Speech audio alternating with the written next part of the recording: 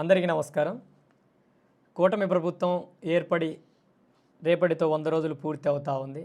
చాలా విజయవంతంగా రాష్ట్రంలో ఏర్పడినటువంటి విపత్తులను చాలా ధైర్యంగా ఎదుర్కొంటూ ఎక్కడికక్కడ అన్ని విధాలుగా ప్రజలకు ఏదైతే ప్రభుత్వం మేలు చేయాలనుకుందో వాటన్నిటికీ కట్టుబడి రాష్ట్ర వ్యాప్తంగా ఎక్కడ ఎటువంటి తప్పిదాలకు తావు లేకుండా ఎవరు ఏ తప్పిదాలకు పాల్పడినా వారి మీద కఠిన చర్యలను చేపడుతూ అది అధికార పార్టీనా ప్రతిపక్ష పార్టీనా లేకపోతే ప్రభుత్వానికి సంబంధించినటువంటి అధికార యంత్రాంగమా ఎవరు తప్పు చేసినా వారి మీద చర్యలను చేపడుతూ ప్రజల మన్నలను పొందుతూ ప్రభుత్వం ముందుకు కొనసాగుతూ ఉంది.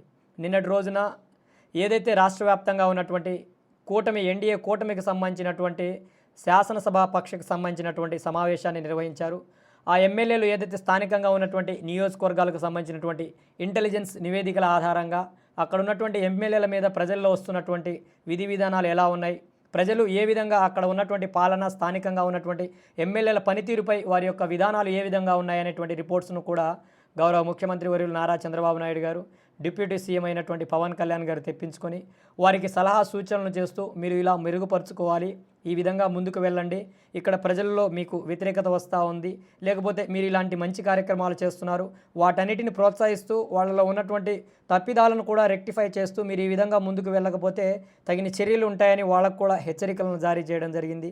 అలానే ఏదైతే కూటమి ప్రభుత్వం ఇచ్చినటువంటి హామీలను ఒక్కొక్కటిగా అమలు పరుస్తూ ఇప్పటికే ఏదైతే వృద్ధులకు సంబంధించి వికలాంగులకు సంబంధించినటువంటి పెన్షన్లకు ప్రభుత్వం ఇచ్చినటువంటి హామీకి కట్టుబడి ఆ పెన్షన్ల పెంపు కావచ్చు, అలానే డిఎస్సికి సంబంధించినటువంటి నోటిఫికేషన్ కావచ్చు, అలానే అన్ని విధాలుగా ఏదైతే కూటమి ప్రభుత్వం ఇచ్చినటువంటి హామీలను అన్నిటిని కూడా ఒక్కొక్కటిగా సాధ్యాసాధ్యాలను పరిశీలించుకుంటూ ఆర్థిక స్థితిగతులను మెరుగుపరుచుకుంటూ ముందుకు అడుగులు వేస్తూ ఉంది. తప్పకుండా రాబోయేటువంటి రోజుల్లో కూటమి ప్రభుత్వం ఇచ్చినటువంటి అన్ని హామీలను కూడా 100కి 100 అమలు చేయడంలో ఎటువంటి అనుమానం ఉండాల్సినటువంటి అవసరం లేదు. తప్పకుండా అన్ని హామీలను కూడా చాలా విజయవంతంగా అమలు పరుస్తుంది. అలానే రాష్ట్రానికి సంబంధించినటువంటి ప్రధానమైనటువంటి జీవనాడిగా పిలువబడుతున్నటువంటి అమరావతి రాజధాని కావచ్చు, పోలవరం ప్రాజెక్టుకు సంబంధించినటువంటి పనులను కావచ్చు వేగతరం చేశాయి. ఇప్పటికే రాజధాని పనులను కూడా ముమ్మరంగా ప్రారంభించబడింది. ఇప్పటికే కేంద్ర ప్రభుత్వం నుంచి సంబంధించినటువంటి నిధులను తీసుకురావడం, అలానే పోలవరానికి సంబంధించినటువంటి నిధులను కూడా తీసుకురావడం జరిగింది. కేంద్రంతో సఖ్యతగా ఉంటూ కేంద్రంతో సత్సంబంధాలను ఏర్పాటు చేసుకుని కేంద్రంలో ఏదైతే ఎన్డీఏ కూటమి ప్రభుత్వం ఏ విధంగా అయితే ఉందో రాష్ట్రంలో కూడా ఎన్డీఏ కూటమి ప్రభుత్వమే ఉంది కాబట్టి ఇరు ప్రభుత్వాల మధ్య కూడా సఖ్యత కొనసాగుతూ ఉంది. రాష్ట్రానికి అన్ని విధాలుగా కూడా ఏదైతే కేంద్రంలో ఉన్నటువంటి ఎన్డీఏ కూటమి ప్రభుత్వం కూడా అన్ని విధాలుగా సహాయ సహకారాలను అందిస్తుంది. రాష్ట్రానికి కావాల్సినటువంటి మౌలిక సదుపాయాల కల్పనలో కావచ్చు, రాష్ట్రానికి కావాల్సినటువంటి ఆర్థిక పరమైనటువంటి సంబంధించినటువంటి సమస్యలను తీర్చడంలో కావచ్చు కేంద్ర ప్రభుత్వం కూడా తన వంతు సహకారాన్ని అందిస్తూ ఉంది.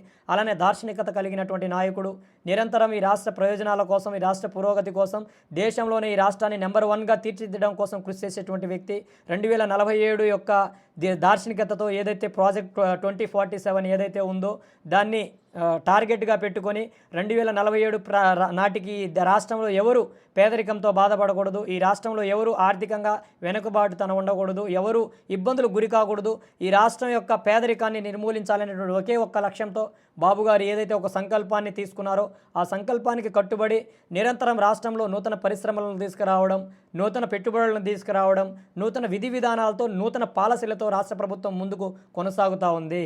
ఈ 100 రోజుల కాలంలో ప్రభుత్వాన్ని ప్రజల యొక్క నమ్మకాన్ని చొరగొనింది. నిజమైనటువంటి ప్రభుత్వాన్ని తాము ఎన్నుకున్నాం, ప్రజల ప్రభుత్వాన్ని తాము ఎన్నుకున్నాం.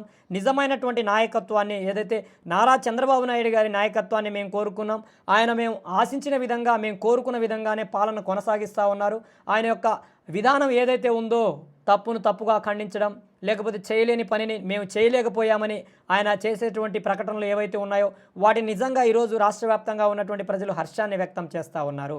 నిన్న ఏదైతే విజయవాడ ప్రాంతంలో వచ్చినటువంటి బుడమేరు వరద సంబంధిత ప్రాంతాల్లో నిరంతరం ఆయన పర్యటిస్తూ వరద బాధితులకు ఆసరాగా ఉంటూ ఒక ముఖ్యమంత్రి కాకుండా మీలో ఒకడిని, నేను పాలకుడిని కాదు నేను సేవకుడిని, మీకోసం మీరిచ్చిన పదవిలో కూర్చున్నటువంటి వ్యక్తిని, మీకోసం పనిచేస్తాను, నా ఆరోగ్యం సహకరించినా సహకరించకపోయినా మీరు నన్ను ఎన్నుకున్నారు కాబట్టి మీకోసమే నేను తప్పిస్తాను, మీతోనే మీలో ఒకడినై ముందుకు కొనసాగుతానని ఆయన చేసినటువంటి ప్రయాణం, ఆయన చేసినటువంటి ప్రయాస, ఆయన చేసినటువంటి కృషి ఏదైతే ఉందో ఈరోజు యావత్ రాష్ట్ర వ్యాప్తంగా ప్రజల్లో బాబు గారి పట్ల మరింత నమ్మకాన్ని పెరించే విధంగా చేసింది.